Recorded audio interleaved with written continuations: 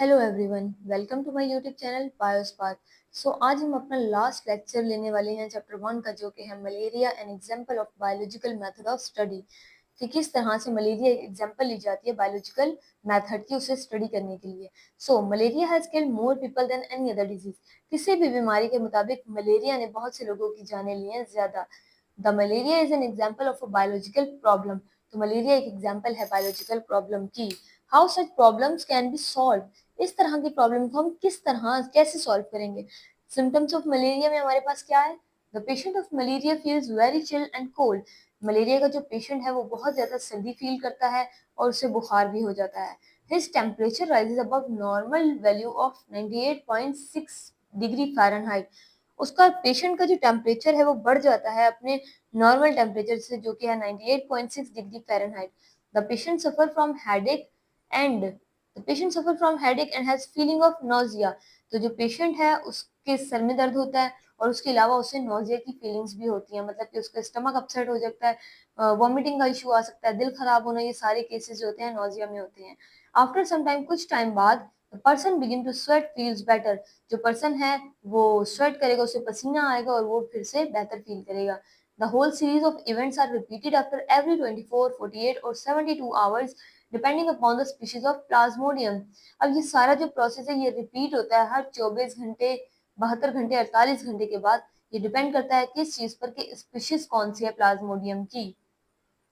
Cause of malaria. By adopting the steps of biological method, it was proved that malaria is caused by plasmodium.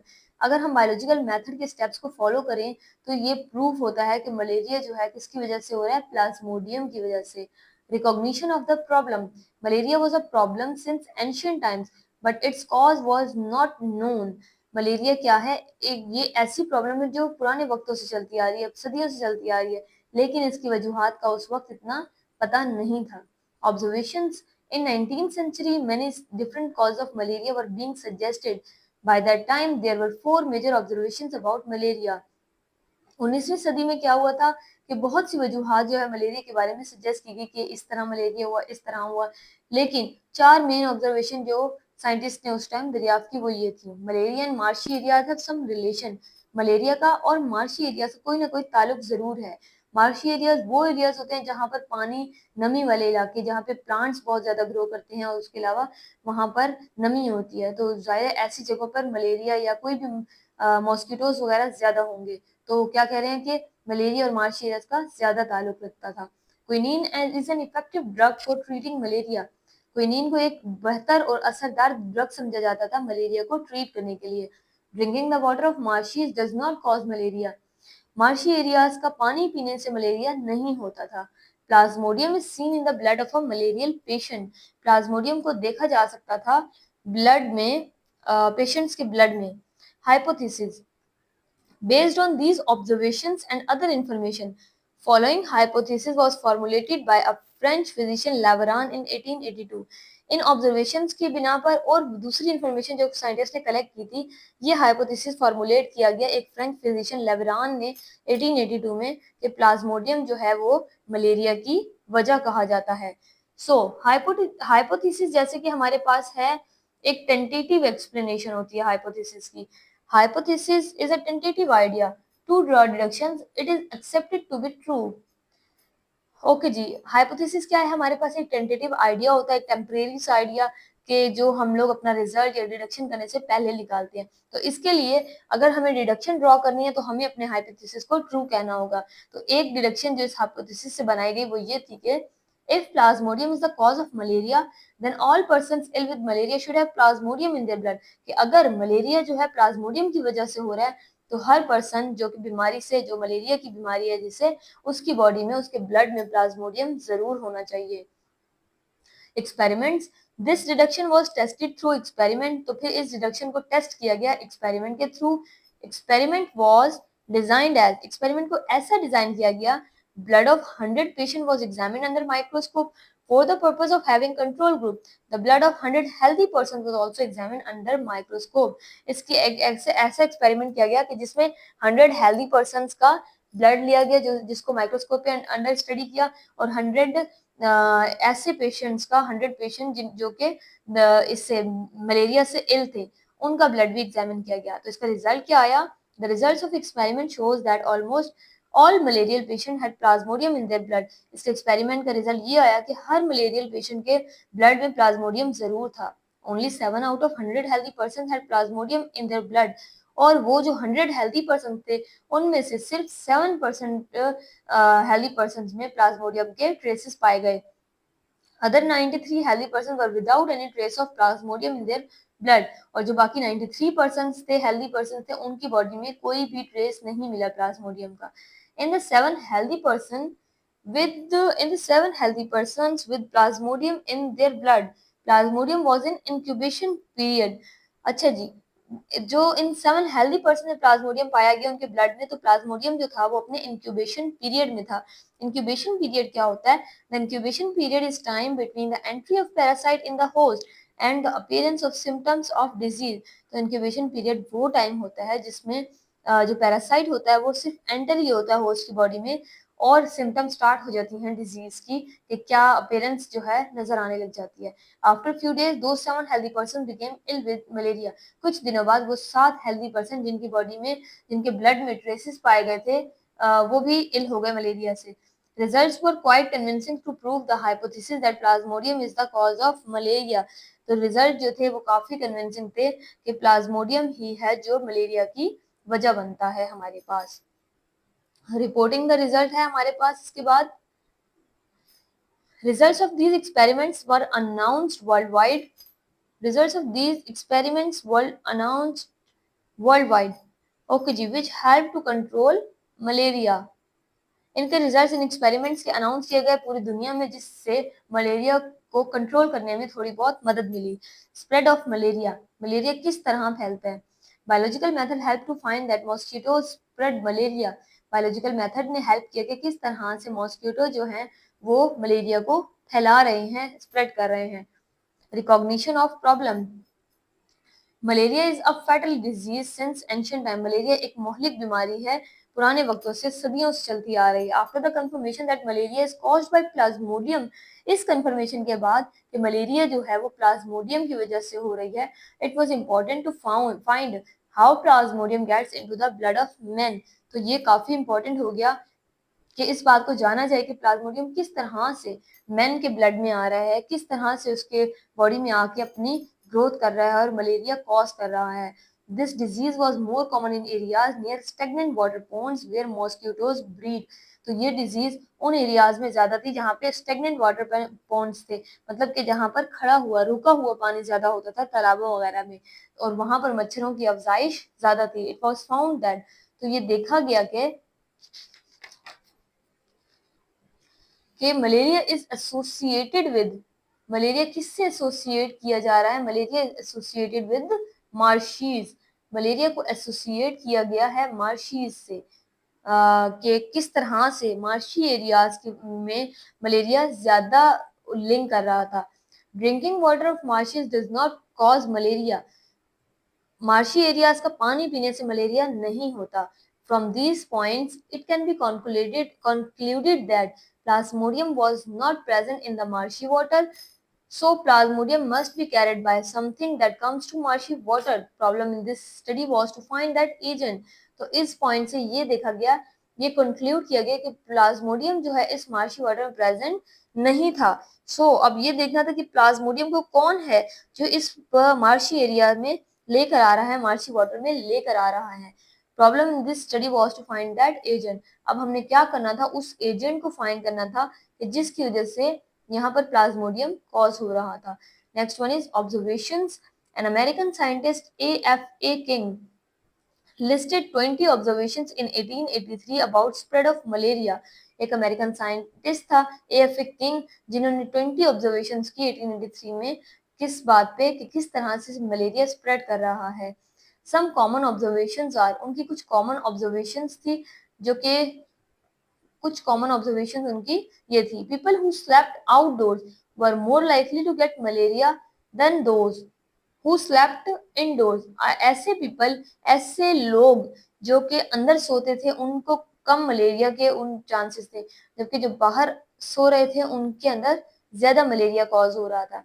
People who slept under fine nets were less likely to get malaria than those who did not use such nets. वो लोग जो nets के अंदर, मच्छरदानी कहते हैं हम जिसको, उसके अंदर सोते थे तो उन लोगों में कम मलेरिया होता था, जबकि उन लोगों के मुताबिक जो नेट यूज नहीं कर रहे थे. People who slept near smoky fire usually did not get malaria.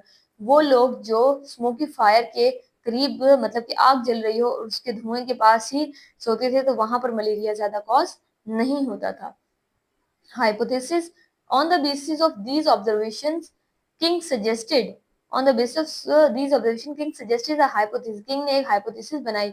Mosquitoes transmit plasmodium who are involved in the spread of malaria. कि मॉस्किटो, मच्छर जो है वो प्लाज्मोडियम को ट्रांसमिट कर रहे हैं, सो इसीलिए ये भी इन्वॉल्व है मलेरिया के फैलने में. Deductions. Following deduction were made considering the hypothesis true. तो इस हाइपोथेसिस को ट्रू करते हुए हमने कुछ डिडक्शंस ड्रॉ की साइंटिस्ट ने. Deduction 1. Plasmodium should be present in mosquito. तो उनके मॉस्किटो में भी प्लाज्मोडियम प्रेजेंट होना चाहिए. Deduction 2. A mosquito can get plasmodium by biting a malarial patient. कि मॉस्किटो में भी प्लाज्मोडियम चला जाएगा अगर वो किसी मलेरियल पेशेंट को बाइट करता है तो. एक्सपेरिमेंट्स. एक्सपेरिमेंट्स यहाँ पे किसका है? Experiment of Ronald Ross. Ronald Ross ने एक एक्सपेरिमेंट किया था जिसको हमने यहाँ पे स्टडी करना है. रोज, a British army physician working in India, performed an important experiment in 1897. रोज एक ब्रिटिश का आर्मी का फिजिशियन था जो इंडिया में वर्किंग कर रहा था, अपनी रिसर्च कर रहा था. उसने कुछ इंपॉर्टेंट एक्सपेरिमेंट्स किए 1897 में. He allowed a female Anopheles mosquito to bite a malarial patient. उन्होंने अलाउ किया, एक मच्छर को कटवाया. किसको? मलेरियल पेशेंट को. एक फीमेल एनोफिल को कटवाया. He killed the mosquito some days later and found plasmodium multiplying in mosquito stomach. उन्होंने उस मच्छर को मारा कुछ दिनों बाद और देखा कि वो फीमेल एनोफिल जिसको बाइट कराया गया था उसकी बॉडी में, उसके ब्लड में प्लाज्मोडियम जो है मल्टीप्लाई हो रहे हैं उसके स्टमक में. Next, Ross use sparrows in experiment. फिर क्या किया रोज ने? अपनी स्टडी में, अपनी रिसर्च में स्पैरोज को यूज किया अपने एक्सपेरिमेंट्स के लिए. He allowed female Culex mosquito to bite the sparrow suffering from malaria. फिर उन्होंने क्या किया? एक फीमेल क्यूलेक्स मॉस्किटो को बाइट करवाया. किसे? एक ऐसी स्पैरो को जो मलेरिया से सफर कर रही थी, जिसे मलेरिया हो चुका था. He then allowed these mosquito to bite healthy sparrows. फिर उसने अलाउ किया कि ये जो मॉस्किटोज हैं ये अब एक हेल्दी स्पैरो को बाइट करें. After few days these sparrows became ill with malaria. कुछ दिन बाद क्या हुआ कि ये सारे दोनों स्पैरोज जो हैं मलेरिया से इल हो गए, उन्हें मलेरिया हो गया. In the end the hypothesis was tested by direct experimentation on human beings. यही हाइपोथेसिस ट्राई की गई, डायरेक्ट एक्सपेरिमेंट किया गया ह्यूमन बीइंग्स के ऊपर. An Italian biologist allowed an Anopheles mosquito to bite a malarial patient. Italian biologist था, उसने allow किया कि एनोफिल मॉस्किटो को मलेरियल पेशेंट को बाइट करवाया जाए. The mosquito was kept for few days and then it was allowed to bite a healthy man. अब कुछ दिन उस मच्छर को रखा गया जिसने मलेरियल पेशेंट को बाइट किया था. कुछ दिन बाद जब उसको कुछ दिन रखा गया और उसके बाद उसे अलाउ किया गया कि वो अब एक हेल्दी पर्सन को बाइट करे. The person later became ill with malaria. तो वो पर्सन जो हेल्दी पर्सन था, वो भी मलेरिया से इल हो गया. Malaria in man is transmitted by anopheles and in birds by culex. यहाँ पर एक उन्होंने आपको डायग्राम शो कर दिए कि किस तरह से हेल्दी स्पैरो था, मलेरियल स्पैरो को बाइट करवाने के बाद जब हेल्दी स्पैरो को बाइट करवाया तो वो भी मलेरिया से, उसको भी मलेरिया हो गया. इसी तरह ह्यूमंस में भी यही केस दोहराया गया.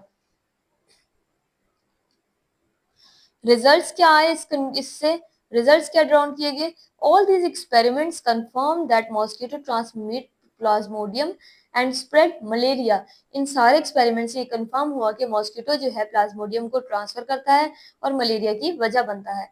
When a female mosquito pierces the skin with the mouth part, जब एक फीमेल मॉस्किटो अपनी स्किन को पार्स करती है तो विद द माउथ पार्ट, अपने मुंह से या अपने माउथ पार्ट से, a small amount of saliva is injected into the wound before drawing blood. तो खून निकलने से पहले क्या होता है कि उस जख्म में कुछ अमाउंट सलाइवा की भी आ जाती है. The saliva prevent the blood from clotting in the food canal of mosquito. तो ये सलाइवा क्या करती है, उसे प्रिवेंट करती है कि उसकी फूड कैनल में क्लॉटिंग ना हो ब्लड की। The word vector means transmitter. अब वेक्टर का क्या मतलब, वेक्टर का मतलब है ट्रांसमीटर के ट्रांसफर एजेंट कह लें हम इसको, कि किस तरह से ट्रांसफर करवाता है। The organism which carries a parasite and transfer it from one organism to another is called vector. ऐसा ऑर्गेनिज्म जो कैरी करता है पैरासाइट को और ट्रांसफर करता है एक ऑर्गेनिज्म से दूसरे ऑर्गेनिज्म में, तो इस ऑर्गेनिज्म को हम कहेंगे वेक्टर है, कि ये ट्रांसमीटर है हमारे पास। नेक्स्ट है dengue fever. It is caused by dengue virus and is transmitted by mosquito Aedes aegypti which has zebra like white and black strips on its body। तो क्या कह रहे हैं कि डेंगू फीवर किस वजह से होता है, डेंगू वायरस की वजह से कॉज होता है और ये ट्रांसमिट किया जाता है। It is transmitted by mosquito aedes aegypti. ऐसा मॉस्किटो जिसका नाम यहाँ पे बताया जा रहा है एड्स इजिप्टी है, उसके उसकी बॉडी पे जेब्रा लाइक व्हाइट और ब्लैक स्ट्रिप्स प्रेजेंट होती हैं। Typical case of dengue haemorrhage fever is characterised by high grade fever, bleeding from nose, blood in urine and enlarged liver etc। अब डेंगू फीवर की क्या क्या हमारे पास symptoms आ जाती हैं, इसमें बहुत ज्यादा हद तक बड़े हाई ग्रेड का फीवर हो जाता है, नाक से खून आने लग जाता है, यूरिन में ब्लड आता है और उसके अलावा लीवर जो है वो एनलार्ज हो जाता है, बड़ा हो जाता है।